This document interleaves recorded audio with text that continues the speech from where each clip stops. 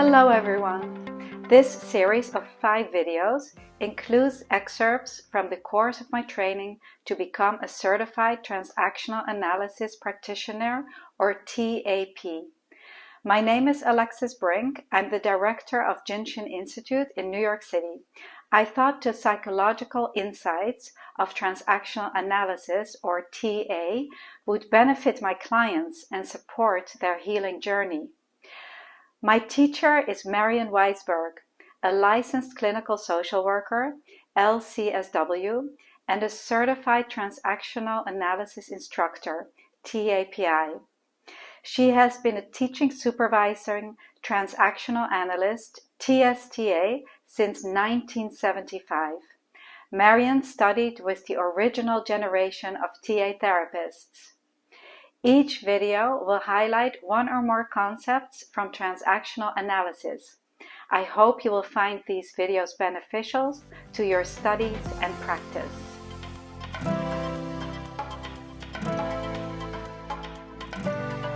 And I also did this one. Very good. Yes, that's a second order structure. So those are the two, second order and contaminations. Let's get to it. Very good. Well, that's what makes it contamination. See, it's like overweight people are overweight because they don't take care of themselves. See, it sounds like a fact, but it's not really. It's a judgment. See, because there's no, that's not. That doesn't. Is it really true that overweight people are overweight because they don't take care of themselves? But doesn't it sound convincing? Yes. Okay. Yes. So that's part of contaminations, is sometimes they're a little hard to pick up, you know, because they sound, it's kind of like when you look at Trump, you know, there's a master at this kind of contamination, which is that it sounds factual, but when you think about it, really, it doesn't quite compute. Yeah. But it's deceptive. It's deceptive. See, pure parent would just be overweight people are stupid. Yes. That would be just pure parent judgment. It sounds reasonable. So it sounds like it's an adult, but it's really contamination. So what would a child contamination sound like? Maybe when the sun is shining and it's so beautiful outside, I feel so happy. I'm not sure. Or that brings happiness. Is that an example? It's a child's feeling, like, or yeah. Play. Well, that would be, yeah, the sun shining brings happiness to all people. Yeah. It's really, I'm happy. But when you start to make it sound like it's all people or a generalization of that type, that's probably contamination. You know where I hear contamination from the child is in addictive people. You know, when the addict is speaking, like, well, why not have another drink? Why not have another drink? You know, drinking like this doesn't hurt you, you know. It's just, oops, I just lost my phone. Yeah, you know, that kind of thing. It's very subtle. And I was just watching this series. I don't know if you're interested. It's on HBO. It's called The Vow. And I don't know if you remember that. There was this cult called NXIVM. You might have been reading about it. And they were branding some of the women who were in the sorority, and they became slaves to the next woman. And it's a whole big thing about the whole cult called NXIVM. But the head of it is a man named Keith Raniere, and he had these executive success seminars. So people would come, and I was listening in the documentary to what he was saying, and he would say these things that sounded real super Estian, for example, or NLP. They sounded like they were really wise, but when you listen to the content of it, they aren't really at all. You know? Yes. So it's very, the whole question of contamination is very interesting because it's really about unclear thinking that sounds like it's factual when it isn't. But it hooks the child. It's like what we call in TA and transactional diagonal transaction. You know, it hooks the child, the transaction. It's because it comes. Yes.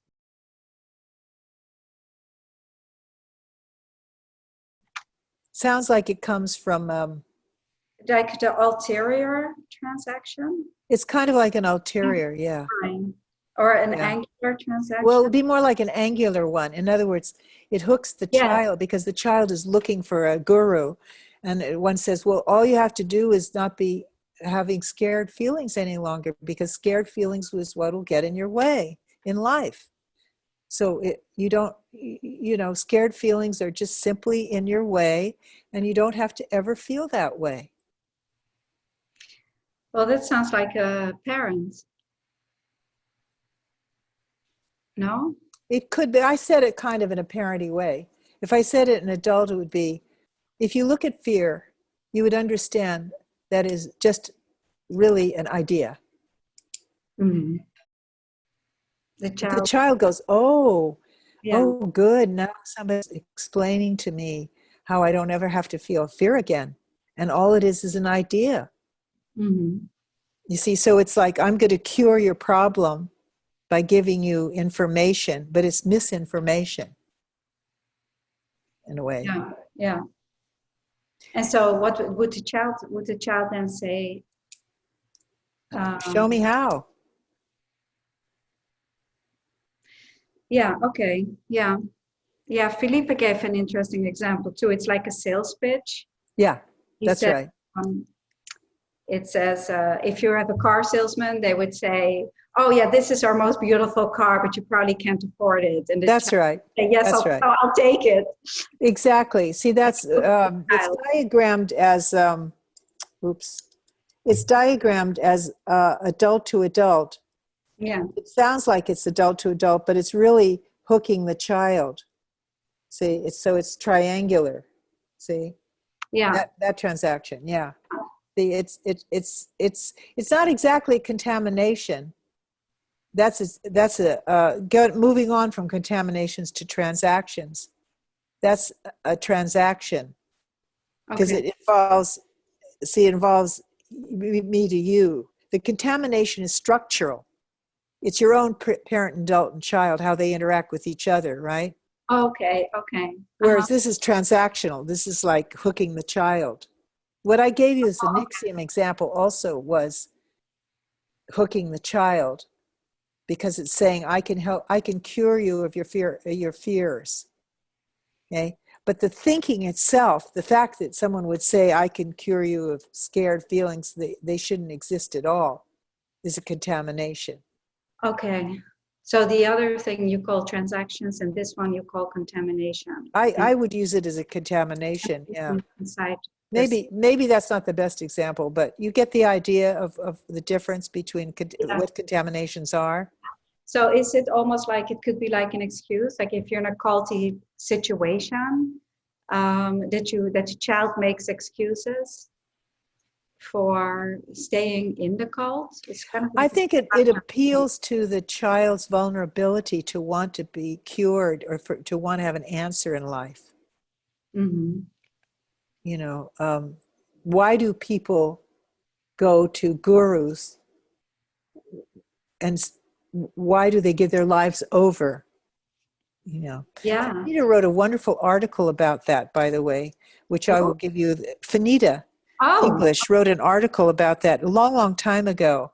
I'll try and get the reference, but she was curious about was, why do people give themselves over to others, to either philosophical ideals or religious ideals or political ideals that will really be destructive? Why do they give their lives over? Why does a child give up or give over to? That's the question. You know, maybe that's a huge human question that we all would like to answer, which is understanding that dynamic in people. And it's usually because the child wants an answer. Mm-hmm. And is willing to sacrifice their own independent evaluative thinking in order to get answers that they believe will solve their existential dilemma about life, you know. Mm-hmm. Religion being one of the Right. Yeah, sources of so that's a answers. very good example then of contamination religion. I mean, that's very easy to understand. One could say that it's not usually spoken about because it's, you know, it discounts religions, and Yeah, a lot of people have a trouble with it. But I think nevertheless one could certainly question religious dogma. And yeah, religious dogma and hiding behind a religion, exactly. contamination. Yeah, if you go to Feels protected. orthodoxies of any kind, evangelical orthodoxy, Jewish orthodoxy, any of that, um, and you see how people give their lives over uh, to a dogma of some kind. And so we're getting a little bit into another question, so maybe we should stay with transactions right now. Okay. Okay? Yeah. And did you say you had a transaction that you wanted to discuss? I think you said one with Mara, because we talked about cross transactions, right? And we talked about where you had a cross transaction recently. And Yeah. tell Yeah. me. So I wanted to give her some advice as her parent about, Yes.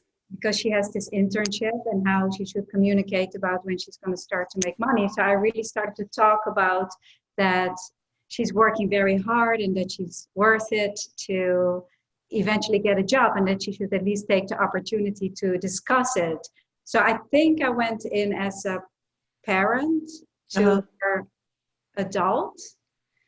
And then very quickly it shifted into, she went into critical parents, and I went into child. And Yes, it was very just good. destroyed. And I started to almost cry, and I left. I couldn't take it at all. And What did she say to you and her parent? What did she say?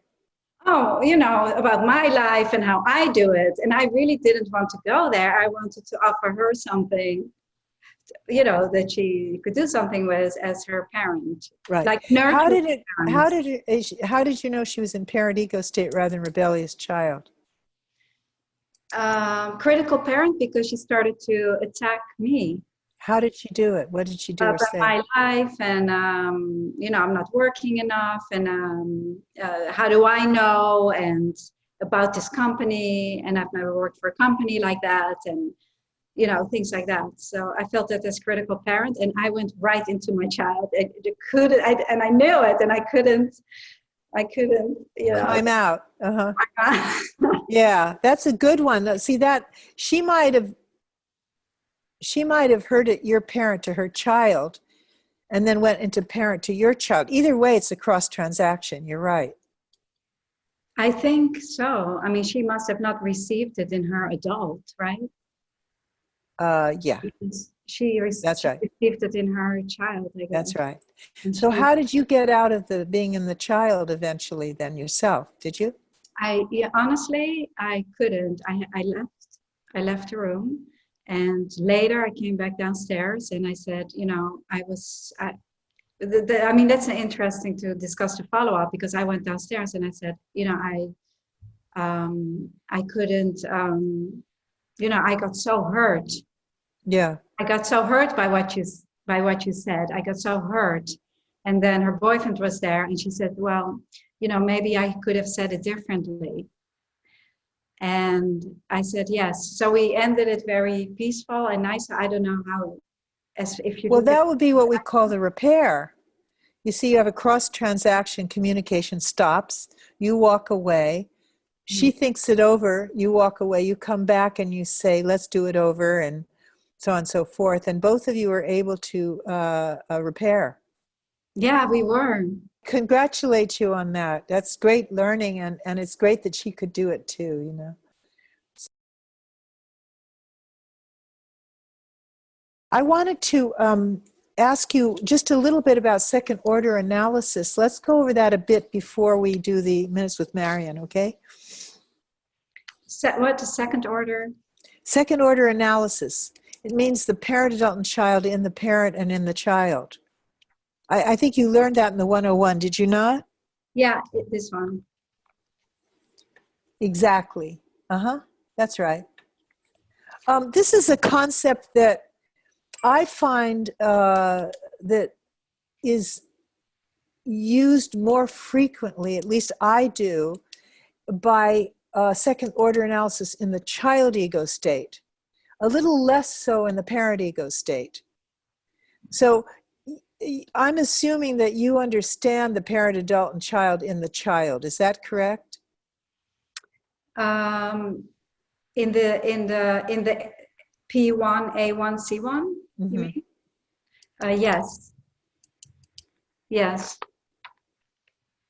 Because Or in the P0, A0. No, not that one. well, second order would be the parent, adult, and child in the child. Let's go. My way of doing it is to divide it into adapted child and free child, but it's the same idea. The free child would be instinctive and creative, and then the adapted child would be, yeah, that's more the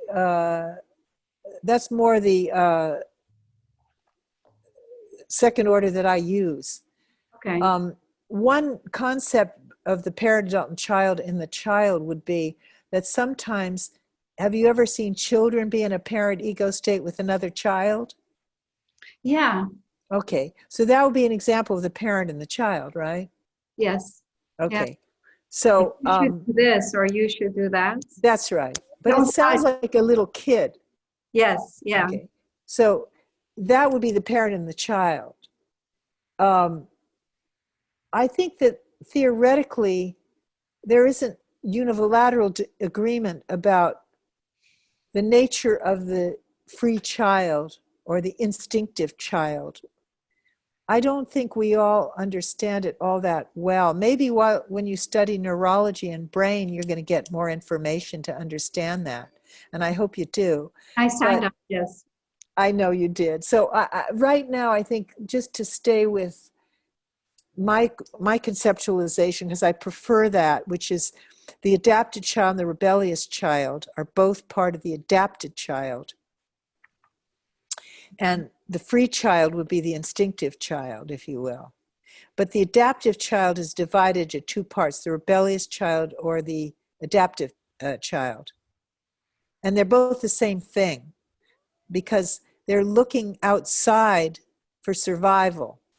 One way is to get rebellious to authority. The other is to over-adapt to authority.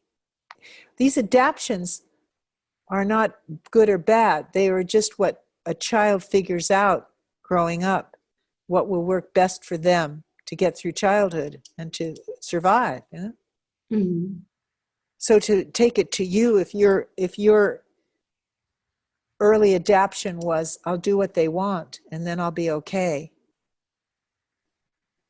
then that would have been a choice that you made in grown-up life as well, because it comes from the adaptation that you learned when you were little. That's good. You're learning this stuff. The second order analysis, yeah. It's more complicated, isn't it? But you're getting it very well.